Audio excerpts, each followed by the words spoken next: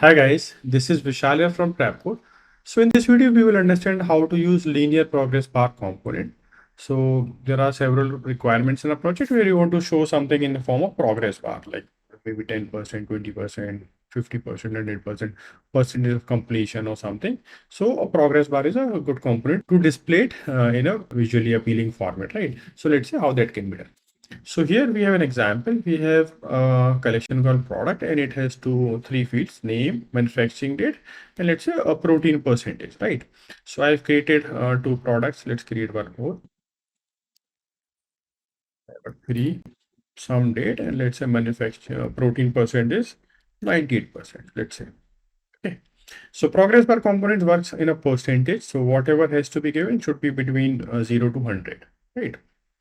So let's say I want to display these products, okay, and the percentage of protein and the percentage I want to display in the form of a progress bar. So what I'll do, I'll go to the page and let's display it. We can display it on a details page or maybe a data group, data table, like whatever you want, right?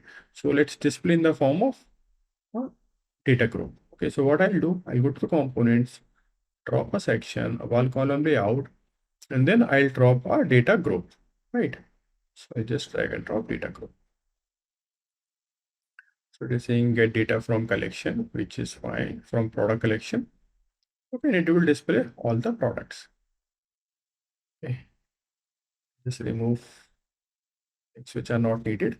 And here I'll say, I just display the name of the product, which is name of the product. Okay, now let's go and see how this looks like. I'll just click preview. So these are the products, right? Now let's say I want to display some percentage or the protein percentage in the form of progress bar. So let's see how that can be done. So now let's go to the component and search for progress bar component. Progress bar. So this is a progress bar component. So let display after this example. So this is the default behavior. It's blue colored in some percentage. So you will need to go to this progress. So there are two layers. One is progress bar component and then is the actual layer which displays. So this is the progress bar parent layer and this is the actual progress bar. So we need to select the actual progress bar, which you can just select by clicking this blue part. Okay, don't select this gray part, right? This is the parent layer. So now go to the settings. So here we can see some attributes, right? What exactly we want to do. So one is the background. So there are several backgrounds available. By default is blue, but let's say we change it to success. This turns green, info, light blue, warning, orange, danger. So these are all Bootstrap classes. So we use Bootstrap UI framework for Trapcode. Well, these are Bootstrap classes. So let's say I want to display green, whether I want to show striped or not. So here you see it is striped, and whether animation or not. You see this is animation, right? So let's say I don't want to see animation. Green is fine. That's all. Ignore this part. So we want to get value from the data group component, right? So get value from collection in the data group, which is product collection. So I'll say protein percentage.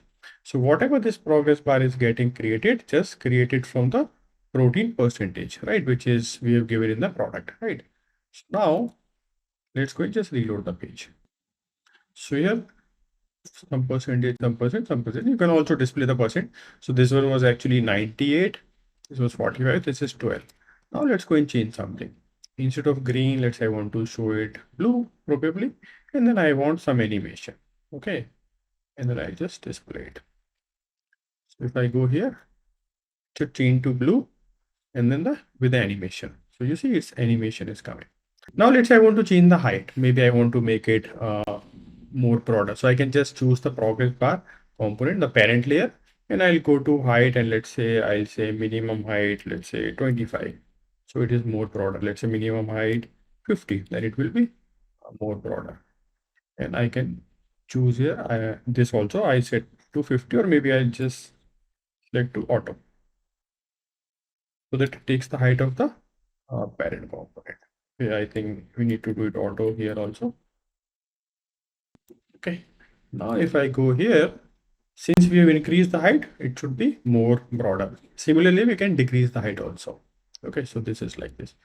Now, let's see if it is getting updated in real time or not. So I'll go to my product and change to something else. Change the number to something else. So let's say instead of 12%, Let me change it to 80%. Right? So my data is getting updated. So we'll see if the change is getting reflected on the progress bar immediately or not.